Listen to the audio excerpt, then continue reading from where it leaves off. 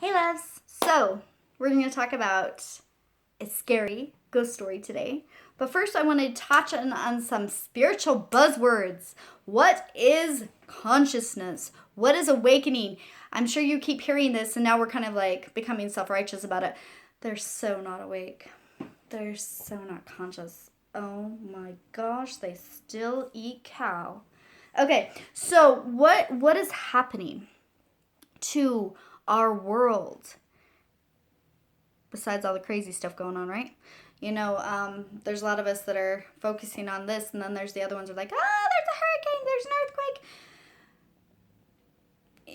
Like if you're in this area, there's been some really freak accidents, like lots of car accidents, lots of suicides. I know about 5 boys right now, and the age is about 17. Well, they're about 15 to 17 right now that have committed suicide in the last week. There's some pretty crazy things going on because we got some heavy stuff going on. So what is happening? It's also why you see a lot of people becoming coaches right now. Like everywhere on the internet, there's like, I'm coaching for this, I'm coaching for that, which is really, really cool because for years, for like 20 years, society, a lot of us have been awakening, and these people would refer them to themselves as like indigo children, we were the indigos, and so we became the teachers and the guides for the rest of humanity that is now currently awakening. So we've mastered our skills, and the internet has now given us abilities to charge for our services, which is really, really good because we still have to eat like other human beings. So what is consciousness? Consciousness is becoming aware of why you've created the reality you've created, so you can let go of what no longer serves you and start believing in things that support you, so that you can start creating the life that you want versus the patterns of old. So if you would think of it like science talks about, we only use about 3% of our brain, right? Well, what the freak is with the other part of our brain? Why isn't it aware? So this would be your subconscious mind. It's working whether you know it's working. It's in there creating these belief systems or projecting this out into your reality, and you're like, I don't want this, what is this person doing in my reality? Oh my gosh, I remember this person, holy shit. Oh, it's like this teacher I really, really hated in first grade. Why does she keep showing up in my reality? Why do people keep acting like her? So it's these unconscious belief systems that you created as a child that keep coming forward. But what happens if you don't remember when it was created? Because what if it didn't even just happen in this reality? What if it happened in your previous life? And so it gets really twisted, and that's what I do. I go in and I deep dive and I find the connections, and it's like a puzzle to me. It's like my obsession. I love, people say everything happens for a reason. I absolutely believe that. And that's what I'm really good at, is creating puzzles. And so when something comes into my life that I'm very, very like, about, instead of running away from it all the time, like a lot of people do, like, oh my God, she's such a bitch, and they'll shut them out of their lives. I'm like, oh my gosh, why do I hate this bitch so much? Where's the bitch in me? Okay, so because I'm very aware that I can't see something in someone else unless it's inside of me. Okay, so I start the story where, a lot of weird things are happening in the world, right? And honestly, you don't know if you're going to live with as many freak accidents that have happened lately and the Las Vegas thing.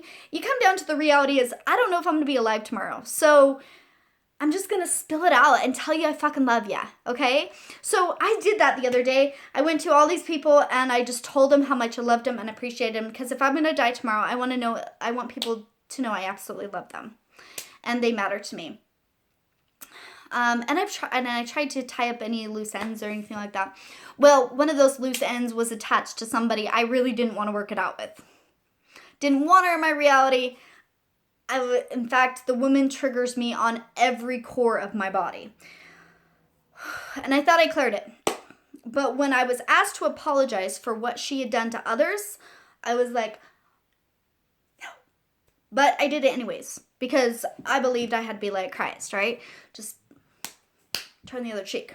So it really triggered me. And when I did apologize to her, because I was going to die tomorrow, so I had to just go and suck it up and just do it, I didn't like who I was. And I didn't feel right about it. And so I became like dead inside. Anyways, so I became actually suicidal. Let's be honest. I actually wanted to kill myself for apologizing to her because I was so angry. And I had to go take a look at that situation. So, unconscious creates a situation. My conscious brain now needs to go in and figure out what happened so I can become conscious of what's really happening. I wanted to give you, I love this description of the subconscious and the conscious mind. The subconscious mind is like your air conditioning in your house, and you have it set for a certain temperature. Your conscious mind is, which we're only about 3% aware of what's really happening around us, right? Whenever we start trying to shift that conscious mind, we start reading new books, going to conferences, listening to seminars, listening to people like me, we get all excited because suddenly things start making sense and we can change it. Oh my gosh, we're not going to be stuck in this shithole forever. We can totally just say affirmations all day long and it's going to be all better. But what happens is we start getting warmed up and our subconscious mind steps in and cools us down because we're over 71 degrees. Bitch, get back. You can't be over 71 degrees. Don't you know it's not safe? If you put yourself out there and you're vulnerable and you become authentic, people are not going to like you. You tried that in first grade. Get back. Put on your freaking clothes and stop taking them off. People are going to make fun of you. Okay? So your subconscious mind is going to autocorrect you. And that's why people feel like they're constantly being sabotaged. Okay? I love that idea of the conscious mind and the subconscious mind so you can kind of understand. So becoming conscious of why I created this self-sabotage. Why did I create this woman who I really, really don't like, but I feel like I have to like because everybody tells me I should like her because that's the right thing to do. But I don't like her. Not because I did love her. I loved her very, very much, but she betrayed me and several people I loved to the max, okay?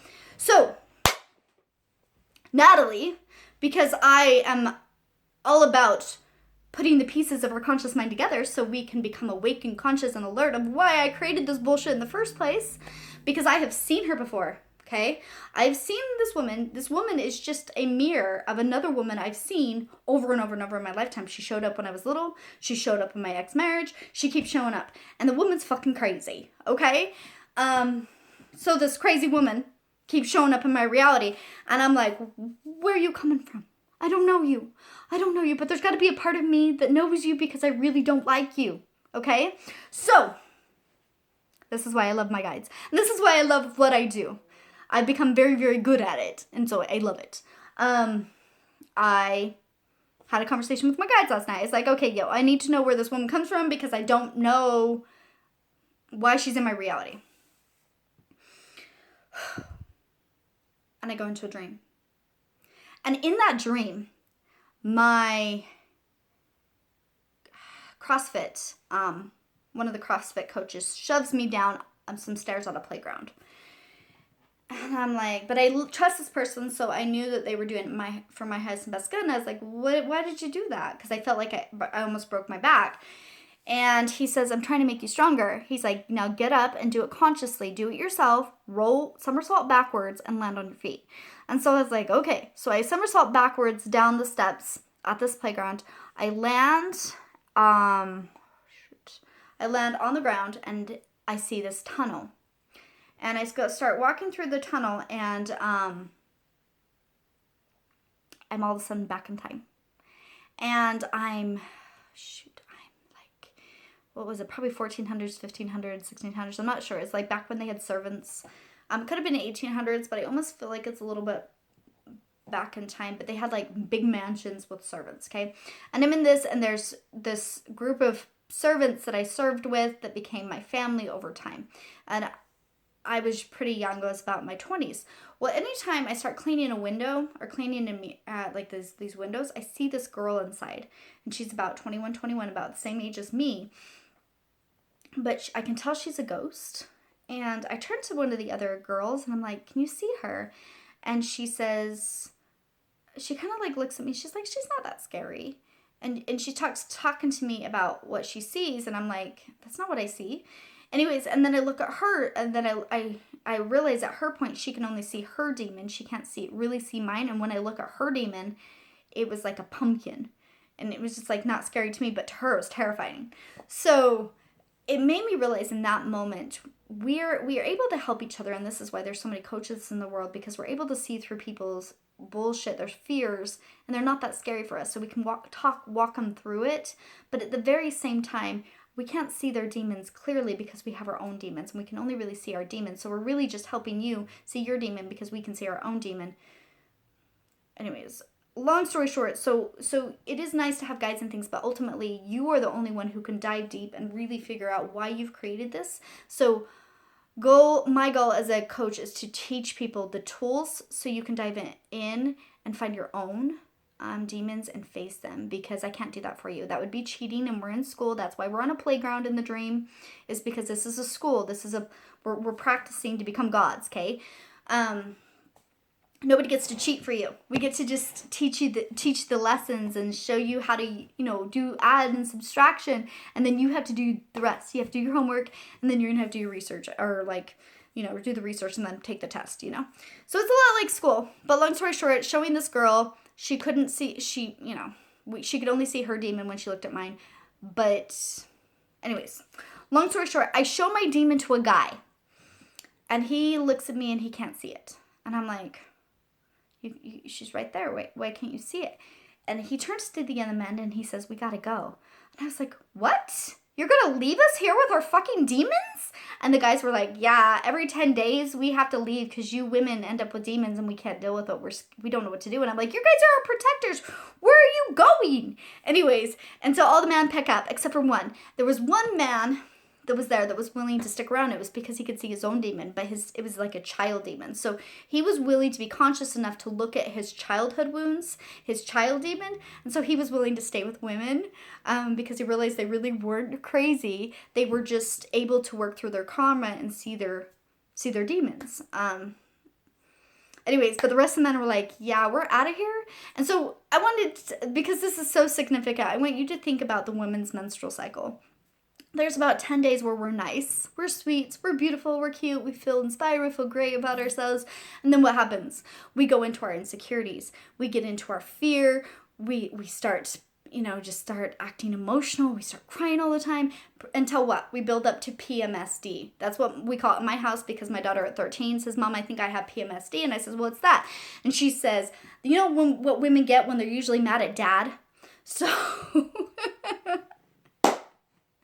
So we call it PMSD in my family, but we blow into, and I love the movie Moana, but because it's like that ash, rage, crazy ass bitch.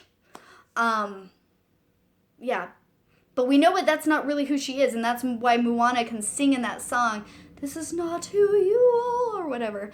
Anyways, and she sticks that little green emerald in there, and then she turns into this beautiful garden, because that's really what women are. They're this beautiful, vast, blooming garden of goddessness. They're not this crazy bitch, but we become the crazy bitch because of the demons inside of us that haven't been resolved based on karma.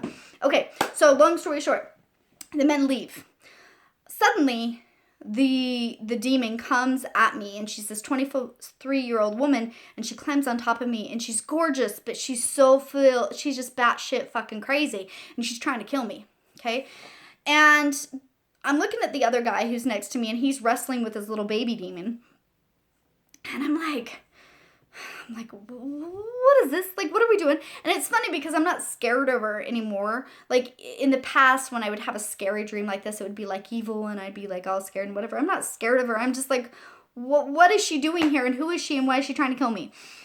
And he turns to me and he says, what if this is what's holding us back? And I says, yeah, I get that. I get that they're holding us down and holding us back. And he says, take a look. And we all of a sudden become observant. Instead of taking it personal that this thing wants to kill us, we looked at everyone's demons. And they all had a specific piece of clothing on them. He says, what if they're externally trying to make themselves beautiful because inside they feel like something's been taken and that they're ugly because of it? And I was like, okay. I was like, what if? And I was throwing ideas out for him. I says, I read this Peacemaker book once. And I said... It says that Christ actually asked for forgiveness before you committed the sin. Well, I says, what if we just ask him for forgiveness and lay these gifts in front of them instead of hate him before we sin or whatever? Oh, I'm going to sneeze. Anyways, and so him and I start laying these gifts before the demons and trying to get them to forgive us, etc., etc. But we weren't really sure what we did. Well, my husband at that moment tickles my foot and actually wakes me out of the dream. But the moment I wake up, I realize the girl was me. I actually remember that past life. I had the black hair, I had the same thing. I was the same age. I just didn't realize I killed myself in that dream. And that's why she had become a demon. Because what had happened in that past life, and in my past life, my last life, I was Sharon Tate, and she was murdered in 1969 by Charles Manson and his crew, and she was murdered by the couch by a man who said, I came to do the devil's work. Okay? Well, long story short, in that lifetime, I was one of the servants, and the man that owned the mansion ended up falling in love with me, and he was so good to me, so kind to me, and he loved me tremendously. And we had this beautiful daughter together and had this beautiful life. But obviously, a part of me felt guilty, and even in this lifetime, I always felt second class. I always felt less than, and I felt like the only reason why people treated me good was because I was beautiful.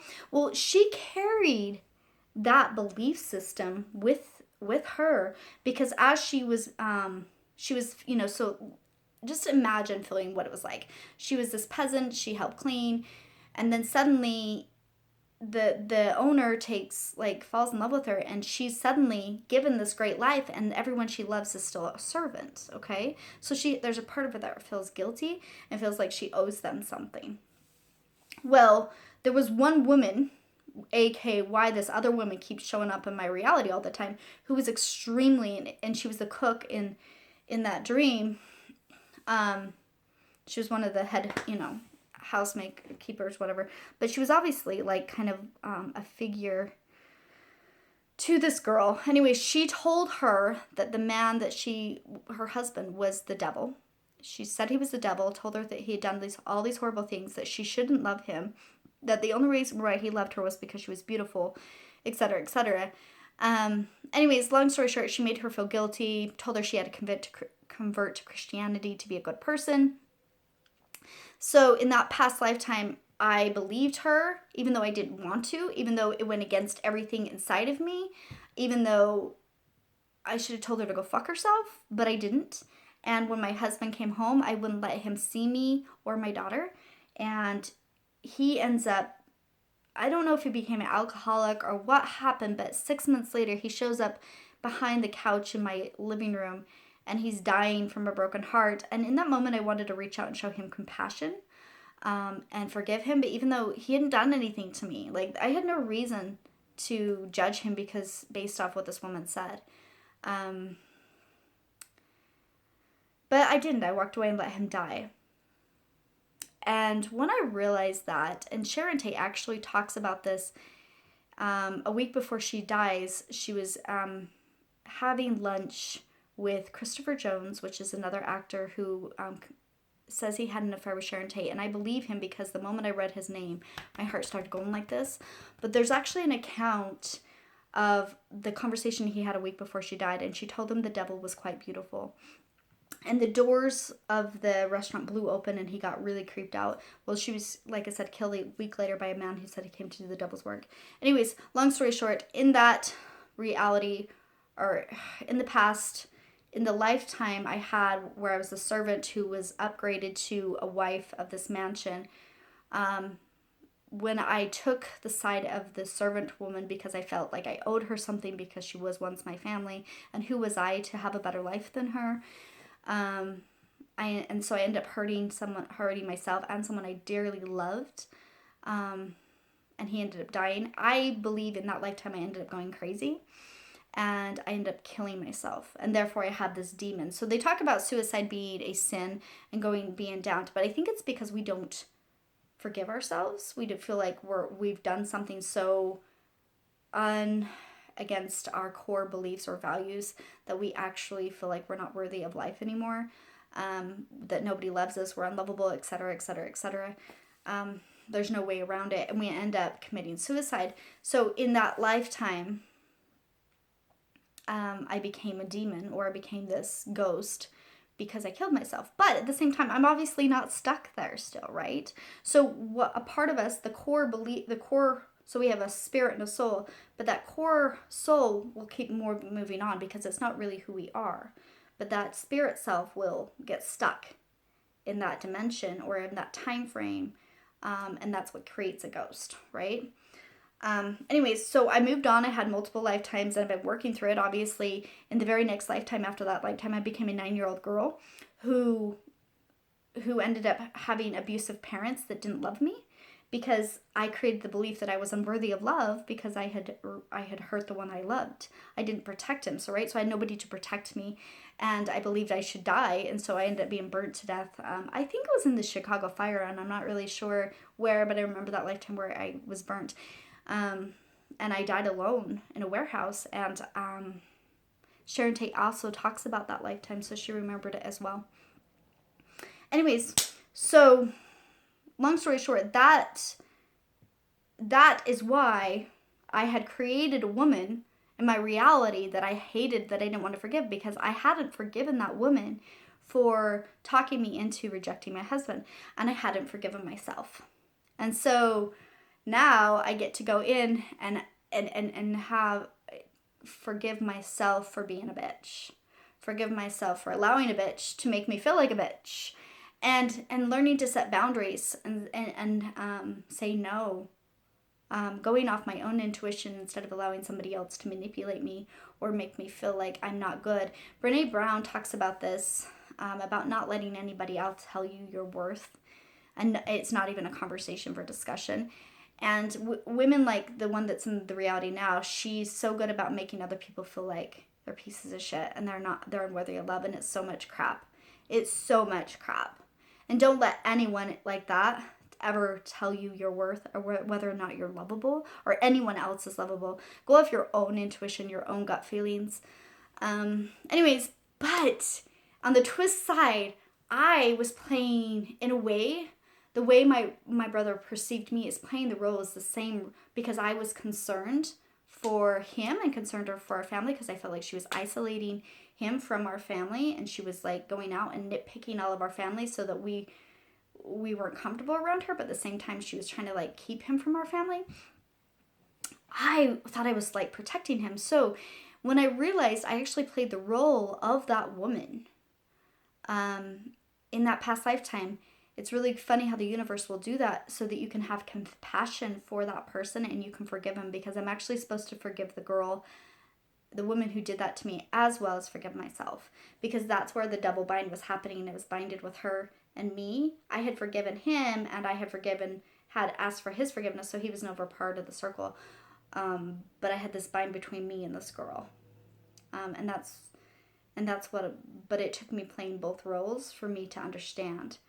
And it ultimately came down to feeling like I had to apologize for being a bitch, but no other woman has to apologize for being a bitch. I was okay with everybody else's bitch. No, that's not true.